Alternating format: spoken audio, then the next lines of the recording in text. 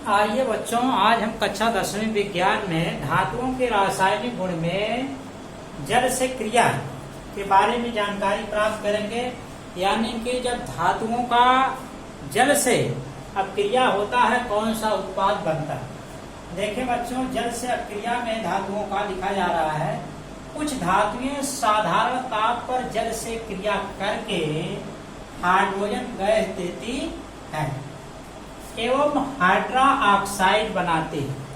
तो देखिए बच्चों, जब भी धातुओं का जल के साथ अपक्रिया होगा साधारण ताप पर, साधारण ताप का मतलब बच्चों ये है कि हमारे बॉडी, हमारे शरीर के लिए जो वातावरण का अनुकूलतम ताप है वो साधारण ताप माना जाता है।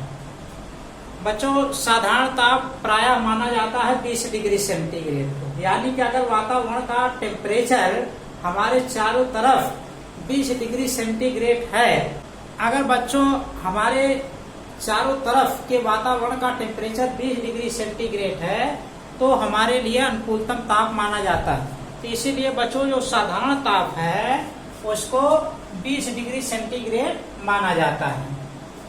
तो और ये कह रहे हैं बच्चों कि जब साधारण ताप पर जो सामान्य टेम्परेचर है, अगर धातुएं जल से अपक्रिया करेंगी तो हाइड्रोजन गैस मुक्त करेंगे और साथ में हाइड्रा ऑक्साइड का कंपाउंड बनाएंगे।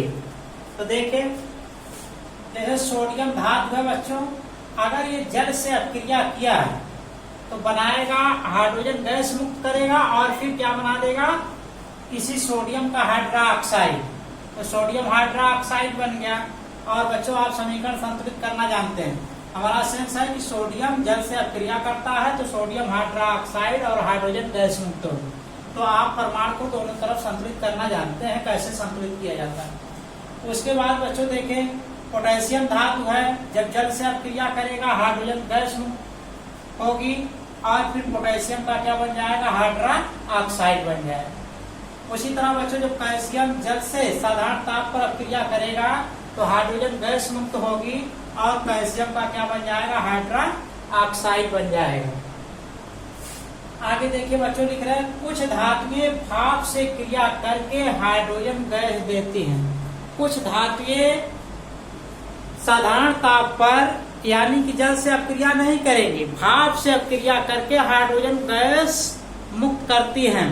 तो भाप की जरूरत बच्चों क्यों पड़ी, इसका मतलब कि वे धातुएं जो ज्यादा सक्रिय नहीं है, साधारण टेम्परेचर पर जल से अपक्रिया नहीं कर पा रही।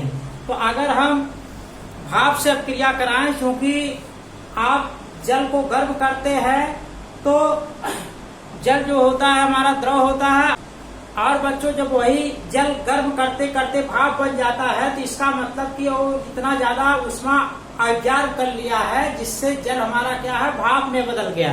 तो इसका मतलब कि वाष्प में गर्म करने का मतलब ये है कि हम ज्यादा ऊष्मा का प्रयोग कर रहे हैं अपक्रिया के लिए। तो कहने का मतलब कि डायरेक्ट ऊष्मा ना देकर वही क्या है, भाप के रूप में अपक्रिया करा रहे हैं, क्योंकि भाप में क्या है, पर्याप्त मात्रा में ऊष्मा है। तो जल हमारा क्या है, धातुओं से अपक्रिया कर जाएगा जो ज्यादा सक्रिय धातुएं नहीं हैं। बच्चों जो धातुएं ज्यादा सक्रिय नहीं है वो भाप से अपक्रिया करेंगे, क्योंकि भाप के पास पर्याप्त मात्रा में ऊष्मा है, इसीलिए भाप का प्रयोग किया जाए। देखिए बच्चों, जैसे आयरन है, जब भाप से अपक्रिया करेगा तो चूंकि देखिए भाप का मतलब यही है कि बच्चों जल का अणु क्या है, ज्यादा मात्रा में ऊष्मा ले लिया है तो क्या है, भाप की कंडीशन में आ गया। तो भाप से अपक्रिया करेगा तो क्या बनाएगा, हाइड्रोजन गैस मुक्त करेगा। उसी तरह बच्चों देखिए मैग्नीशियम जो है भाप से अपक्रिया करेगा तो हाइड्रोजन गैस मुक्त करेगा और मैग्नीशियम हाइड्रा ऑक्साइड बनाएगा। देखिए बच्चों, जहाँ त्रिसंयोजी है, आयरन क्या है, त्रिसंयोजी है, तो उसका ऑक्साइड बन रहा है, और जो दो संयोजी जैसे मैग्नीशियम दो संयोजी है उसका हाइड्रा ऑक्साइड बनेगा। उसी तरह बच्चों आप आगे समझ सकते हैं कि जैसे मान लीजिए हम एल्युमिनियम लेते हैं, तो एल्युमिनियम जब भाप से अपक्रिया करेगा, इसको हम तीसरा नंबर दे रहे हैं, एल्युमिनियम जब भाप से क्रिया करेगा H2O, ये क्या है हमारा भाप है। जब अपक्रिया करेगा बच्चों क्या बनाएगा, एल्युमिनियम का ऑक्साइड, ये त्रिसंयोजी है तो एल्युमिनियम का ऑक्साइड बन गया Al2O3 और बच्चों H2 गैस उत्पन्न होगी। अब बच्चों परमाणु को संतुलित कर लीजिए। इधर देखिए एल्युमिनियम की संख्या कितनी है, 2, इधर 1 है इसलिए 2 से गुणा कर दीजिए, 2 एल्युमिनियम हो गया। एल्युमिनियम हमारा बराबर हो गया। अब यहाँ देखिए हाइड्रोजन की संख्या बच्चों कितनी है, 2 है। यहाँ हाइड्रोजन की संख्या 2 है, ये बराबर। लेकिन बच्चों यहाँ देखिए ऑक्सीजन की संख्या कितनी है, 3 है। लेकिन बच्चों यहाँ देखिए ऑक्सीजन की संख्या 1 है और यहाँ 3 है, इसलिए इसको बराबर करने के लिए हमको इधर 3 से गुणा करना पड़ेगा। तो हमारा क्या है, ऑक्सीजन बराबर हो गया। अब देखिए बच्चों इधर हाइड्रोजन की संख्या 2 है, इधर 6 हो गया, इसलिए इधर 3 से गुणा कर देंगे, हाइड्रोजन की संख्या भी बराबर हो जाएगी। एक चीज बच्चों जानिए, जैसे हम जल और भाप की बात कर रहे हैं, जानते हैं कि पदार्थ की 3 अवस्थाएं होती हैं, ठोस, द्रव, गैस। तो बच्चों देखिए द्रव में जल के अणु क्या होते हैं, पास पास होते हैं, यानी कि H2 के अगर ये अणु हैं तो ये बच्चों देखिए इसका मतलब कि जो अणुओं के बीच बांड है वो थोड़ा मजबूत है जल की कंडीशन में, इसलिए जल के अणु पास पास है। लेकिन जब बच्चों हम गर्म करेंगे इसको गर्म करेंगे तो ये क्या करेगा, जल ऊष्मा को ग्रहण करेगा, जिसकी वजह से ये बांड क्या होंगे, टूटेंगे। जब टूटेंगे तो ये अणु क्या होंगे, थोड़ा दूर दूर हो जाएंगे, पहले की अपेक्षा क्या हो जाएंगे, दूर दूर हो जाएंगे। अब ऊष्मा लेने के बाद दूर दूर बच्चों हो गए, लेकिन अणुओं के बीच अब जो बांड होगा दूरी होने की वजह से क्या होगा, कमजोर होगा।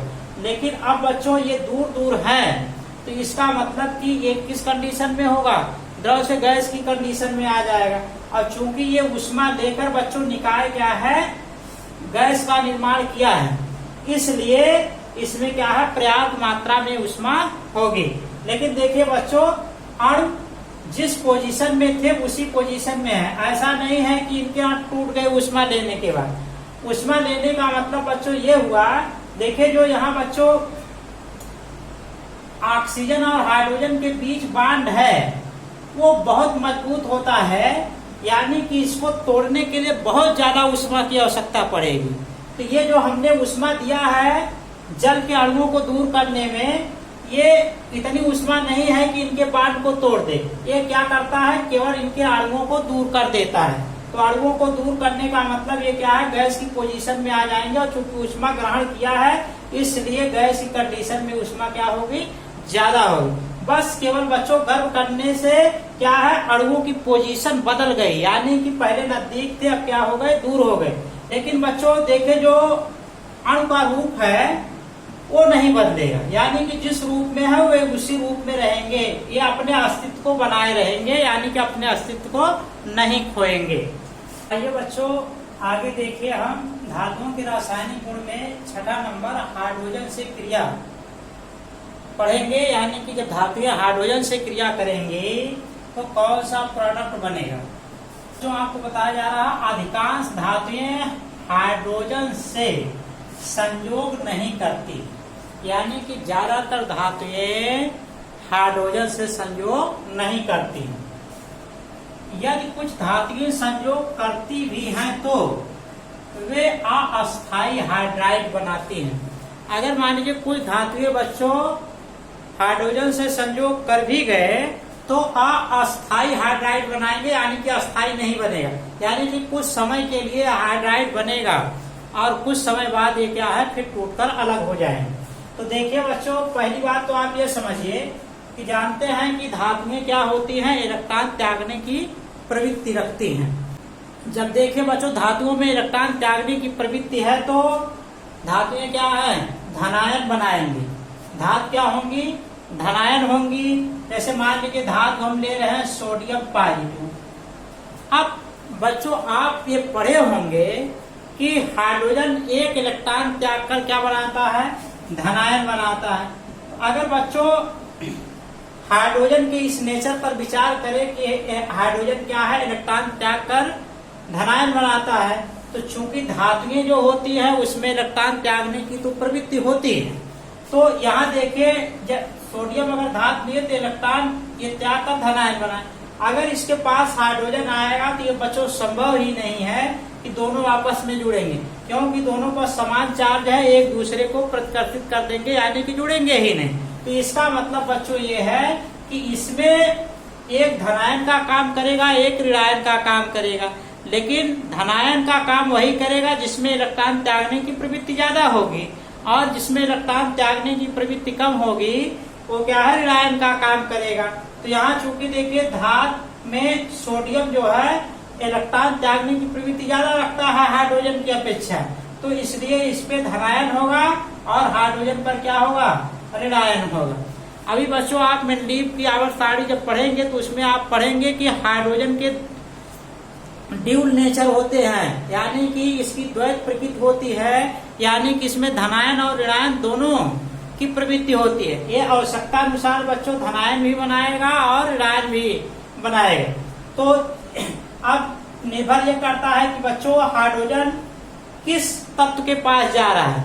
अगर ज्यादा विद्युत धनी के पास जा रहा है, अपने की अपेक्षा ज्यादा विद्युत धनी तत्व के पास जा रहा है तो ये ऋणायन बनाएगा। अगर मान लीजिए बच्चों ज्यादा विद्युत ऋणी तत्व के पास जा रहा है तो ये क्या बन जाएगा, हाइड्रोजन धनायन बन जाएगा। तो कहने का मतलब कि हाइड्रोजन जिस तत्व के पास जा रहा है उसी पर निर्भर करेगा कि हाइड्रोजन धनायन का काम करेगा कि ऋणायन का काम करेगा। अगर इसके पास ज्यादा विद्युत ऋणी वाला आ रहा है तो धनायन का काम करेगा, अगर ज्यादा विद्युत धनी वाला आ रहा है तो ये ऋणायन का काम करता है, और तभी बच्चों ये संभव है कि दोनों ये आपस में जुड़ेंगे। अब देखिए अगर सोडियम हाइड्रोजन यहाँ जुड़ेंगे तो क्या बनाएगा, NaH, सोडियम हाइड्राइड बनाएगा। तो चूंकि बच्चों हमने कहा है कि इसका ड्यूल नेचर होता है, ये इतना विद्युत ऋणी भी नहीं है, ये इतना विद्युत धनी भी नहीं है, इसलिए इसलिए बच्चों इनके बीच जो बॉन्ड बनेगा वो बहुत अस्थाई नहीं होगा, यानी कि जब अस्थाई नहीं है तो कहने का मतलब ये कमजोर होगा, जिससे फिर ये टूट कर क्या होंगे, अलग होंगे। इसीलिए बच्चों कहा जा रहा है कि ज्यादातर धातुएं क्या हैं, हाइड्रोजन से संयोग नहीं करेंगी, लेकिन बच्चों कुछ धातुएं अगर संयोग करती है तो ये अस्थाई हाइड्राइड बनाएंगी, और बच्चों वही धातुएं हाइड्रोजन से संयोग करेंगी जिनमें इलेक्ट्रॉन त्यागने की प्रवृत्ति ज्यादा हो, यानी कि जिनमें धात्विक गुण ज्यादा हो। जब धात्विक गुण बच्चों ज्यादा होगा तभी ये हाइड्रोजन से जुड़ेंगे। जैसे बच्चों ये धात्विक गुण किसमें ज्यादा है किसमें कम है, ये मेंडलीव की आवर्त सारणी से आप जानकारी प्राप्त कर सकते हैं। देखिए बच्चों जब आपको मेंडलीव की आवर्त सारणी पढ़ाया जाएगा, बताया जाएगा मेंडलीव की आवर्त सारणी के बारे में, तो उसमें क्या है, 7 क्षैतिज खाने होते हैं और 9 क्या होते हैं, ऐसे ऊर्ध्वाधर खाने होंगे।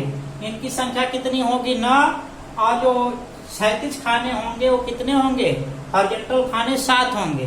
तो बच्चों वर्ग में जब ऊपर से नीचे आएंगे तो विद्युत ऋणात्मकता घटती जाती है, वही जब आप बाएं से दाएं चलेंगे बच्चों तो विद्युत ऋणात्मकता क्या होगी, बढ़ती जाएगी। तो आप तत्व को देखेंगे ये किस वर्ग में है किस आवर्त में है, उसके हिसाब से आप बताएंगे बच्चों कि इसकी विद्युत ऋणात्मकता ज्यादा है या कम है। जैसे बच्चों सोडियम हुआ, पोटेशियम हुआ, ये पहले वर्ग के तत्व होते हैं। तो जब पहले वर्ग के तत्व है तो बच्चों देखिए एकदम आवर्त सारणी में बाईं तरफ पढ़ेंगे, तो जब बाईं तरफ पढ़ेंगे तो इनकी विद्युत ऋणात्मकता क्या होगी, कम होगी, क्योंकि हम बाएं से दाएं चलेंगे तो विद्युत ऋणात्मकता बढ़ेगी, लेकिन ये सबसे बाईं तरफ होते हैं सोडियम पोटेशियम, इसलिए इनकी विद्युत ऋणात्मकता क्या कम होगी।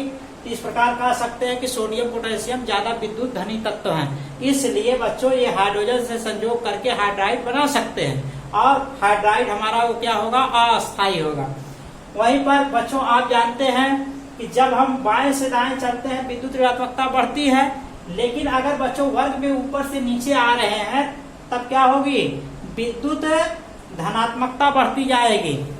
वहीं पर बच्चों जब हम वर्ग में ऊपर से नीचे आएंगे विद्युत ऋणात्मकता क्या होगी, घटती जाएगी, यानी कि इलेक्ट्रॉन त्यागने की प्रवृत्ति बढ़ती जाएगी। तो अब देखिए बच्चों, जैसे कुछ तत्व ऐसे होंगे कि भले यहाँ देखिए जैसे हम बाएं से दाएं चले यहाँ, लेकिन वर्ग में अगर नीचे हैं तो इसका मतलब कि उनका विद्युत ऋणात्मकता क्या है, कम है। तो इस प्रकार हम कुछ तत्वों को लेकर दिखा सकते हैं कि बच्चों कि ये तत्व ज्यादा विद्युत धनी है और ये हाइड्रोजन से संयोग कर सकते हैं। जैसे सोडियम हुआ, हाइड्रोजन से संयोग करके सोडियम हाइड्राइड बनाएगा, पोटेशियम हाइड्रोजन से संयोग करके पोटेशियम हाइड्राइड बनाएगा, तो कैल्शियम हाइड्रोजन से संयोग करके कैल्शियम हाइड्राइड बनाएगा। और ये सब अस्थायी। जब बच्चों देखिए कैल्शियम का इलेक्ट्रॉनिक विन्यास करेंगे, कैल्शियम का परमाणु क्रमांक होता है 20। कैल्शियम का परमाणु क्रमांक कितना होता है, 20। अगर इसका इलेक्ट्रॉनिक विन्यास करेंगे आवर्त के हिसाब से तो 2 8 8 2 बनेगा। कितना बनेगा, 2 8 8 2। तो 8 2 10, 10 8 18 2 20। अब देखिए बच्चों, जो आवर्तों की संख्या होती है वो ऊर्जा स्तर से निर्धारित की जाती है। यहाँ देखिए ऊर्जा स्तर 1 2 3 4 है, तो 4 ऊर्जा स्तर है। तो इसका मतलब बच्चों कैल्शियम चौथे आवर्त में आएगा। ये अगर पहला आवर्त है, ये दूसरा है, ये तीसरा है, ये चौथा है। इसका मतलब कि कैल्शियम इस चौथे आवर्त में आएगा। लेकिन समूह बच्चों कौन निर्धारित करता है, बाह्यतम कक्षा का इलेक्ट्रॉन। तो बाह्यतम कक्षा में 2 इलेक्ट्रॉन है, इसलिए बच्चों ये दूसरे समूह में आएगा। चौथे आवर्त के दूसरे समूह में यहाँ कैल्शियम आएगा। तो अब बच्चों देख रहे हैं कि कैल्शियम दूसरे समूह में है। उस तरीके से देखें कि बहुत दाहिनी तरफ भी नहीं है, बल्कि कहाँ है, बाईं तरफ है। और वर्ग में कहाँ है, देखिए पहले आवर्त में नहीं है वर्ग के, और दूसरे आवर्त में नहीं, तीसरे नहीं, चौथे यानी कि नीचे है। इसलिए आप कह सकते हैं कैल्शियम की विद्युत ऋणात्मकता क्या है, कम है। इसलिए हाइड्रोजन से संयोग करके कैल्शियम हाइड्राइड बना सकता है। जब बच्चों आप मेंडलीव की आवर्त सारणी पढ़ेंगे तो वहाँ आप विस्तृत इसकी चर्चा करेंगे कि किसकी विद्युत ऋणात्मकता कम होगी, किसकी ज्यादा होगी। ये आवर्त और समूह के हिसाब से निर्धारित होगा। तो जैसे जितने बच्चों बाईं तरफ होगा आवर्त सारणी में, उतने ज्यादा उसकी विद्युत ऋणात्मकता कम होगी। और समूह में बच्चों जितने नीचे होगा उतने विद्युत ऋणात्मकता क्या होगी, कम होगी। लेकिन ठीक उसका उल्टा कि अगर दाहिनी तरफ कोई तत्व है इसी आवर्त में तो उसकी विद्युत ऋणात्मकता क्या होगी, ज्यादा होगी। और समूह में जितने ऊपर होगा उतने ज्यादा विद्युत ऋणात्मकता होगी। अगला गुण बच्चों देखिए है धातु नाइट्रेटों की प्रकृति। धातु नाइट्रेट जो बच्चों होंगे उनकी प्रकृति क्या होती है। तो नाइट्रेट बच्चों आयन आप जानते हैं NO3, और इस पर होता है कितना, डबल चार्ज। अगर अब इनसे कोई धातु क्रिया करेगा बच्चों तो उस धातु का क्या होगा, नाइट्रेट कंपाउंड बनेगा। अब देखिए जैसे मान लीजिए हम लेते हैं यहाँ पर कैल्शियम, अगर ले लें कैल्शियम धातु, इस पर कैल्शियम पर कितना होता है, 2 पॉजिटिव चार्ज। अगर ये आपस में संयोग करेंगे, जुड़ेंगे तो CaNO3 कैल्शियम नाइट्रेट बन गया। तो जो भी धातु होगा उसका नाइट्रेट बनेगा। तो देखिए इनकी प्रकृति क्या होती है, कह रहे हैं कि धातु नाइट्रेट जल में विलय हैं, यानी कि जो भी धातु के नाइट्रेट है वो जल में क्या होंगे, विलय होंगे, यानी कि घुल जाएंगे। घुलने का मतलब बच्चों हमने यही बताया है कि ऐसा नहीं है कि जो धातु का नाइट्रेट है उनके अणु टूट कर अलग होकर उसमें घुलेंगे, ऐसा नहीं है। जल के अणुओं के साथ इनके अणु क्या है, आपस में बंध बना लेते हैं। अब बच्चों ये इनका वितरण जो है जल के मात्रा पर निर्भर करेगा। जितने ज्यादा जल की मात्रा होगी बच्चों, इनके अणु उतने ज्यादा इसमें विलय होंगे। जैसे ही जल के अणु समाप्त हो जाएंगे, यानी कि जल का अणु शेष नहीं रह जाएगा बंध बनाने के लिए, ये उसमें घुलना बंद कर देंगे। यानी कि जब तक अणु उपलब्ध हैं जल के, तब तक क्या है, ये उनसे बंध बनाते रहेंगे, और इसका मतलब कि वो तब तक विलय होते रहेंगे। आगे देखिए बच्चों, कहा जा रहा है कि एवं गर्म करने पर अपने ऑक्साइड का मतलब कि जो धातु का ऑक्साइड होगा उसमें टूटेंगे। जैसे मान लीजिए हमारे पास एक धातु लेड है, तो इसका ऑक्साइड क्या बनेगा, PbO बन जाएगा। तो यानी कि जो धातु होंगे उनके ऑक्साइड नाइट्रोजन डाइऑक्साइड एवं ऑक्सीजन में अपघटित हो जाते हैं। तो बच्चों अगर कोई धातु का नाइट्रेट है, जब भी इसको गर्म किया जाएगा तो ये अपने ऑक्साइड यानी कि जो धातु होगा उसके ऑक्साइड में, नाइट्रोजन डाइऑक्साइड में और ऑक्सीजन में अपघटित होगा। एक चीज बच्चों आप समझिए कि जैसे कोई कार्बोनेट वाला कंपाउंड होता था, कार्बोनेट का कंपाउंड, कार्बोनेट आयन क्या होता है, CO3 निगेटिव। उसी तरह बच्चों देख रहे हैं NO3 डबल निगेटिव चार्ज, दोनों के नेचर क्या है, बराबर है। इस पर 2 निगेटिव चार्ज है, इस पर 2 निगेटिव चार्ज है। हमने पढ़ा था कि जब कार्बोनेट का कोई कंपाउंड होता था तो कार्बन डाइऑक्साइड गैस मुक्त होती थी और ऑक्सीजन गैस निकलती थी। तो इस कार्बोनेट के आयन की वजह से कार्बन डाइऑक्साइड और ऑक्सीजन गैस मुक्त होती थी।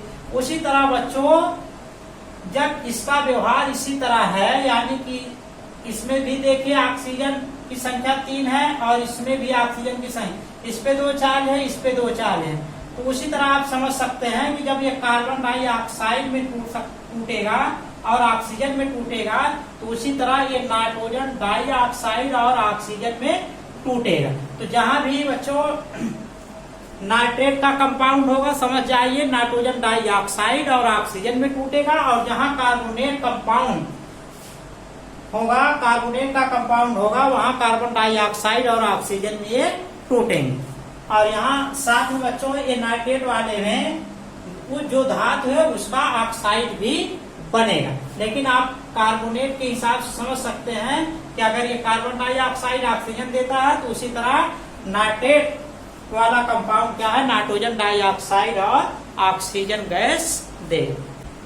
देखिए बच्चों यहाँ उसी तरह जिंक नाइट्रेट टूटेगा तो जिंक ऑक्साइड में नाइट्रोजन डाइऑक्साइड और ऑक्सीजन।